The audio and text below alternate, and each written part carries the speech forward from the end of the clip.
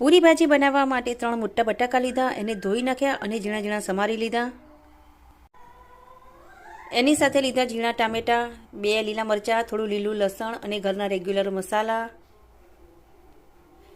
તેજ પત્તા અને આખા ધાણા જે કચરા છે એ, અને કલોંજી લીધી, કોથમીર લીધી, આમચૂર પાવડર અને ગોળ।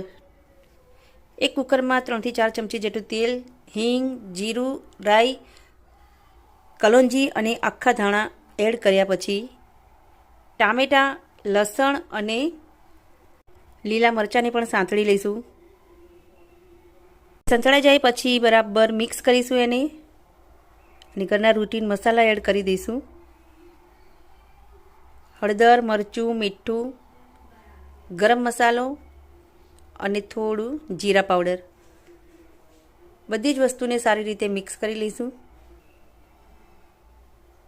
મિક્સ થઈ જાય અને તેલ થોડું છૂટું પડી જશે એટલે એમાં 1 થી 1.5 ગ્લાસ જેટલું ગરમ પાણી એડ કરીશું। ગરમ પાણી બરાબર ઉકળી જશે એટલે બટાકા અંદર એડ કરી દેવાના।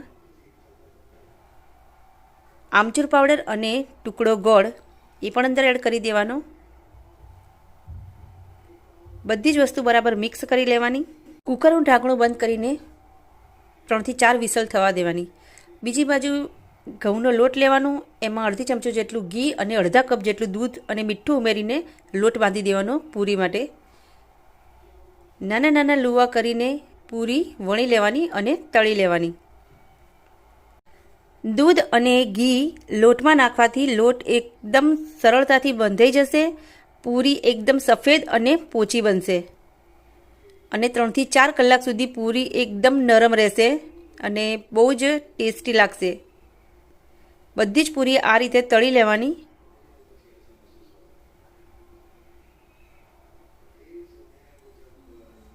ત્રણ થી 4 વિસલ થઈ ગઈ છે।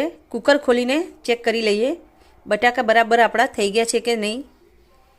તમે જોઈ શકો તેલ પણ છૂટું પડી ગયું છે। ઉપરથી કોથમીરની સજાવટ કરીશું અને સર્વ કરીશું।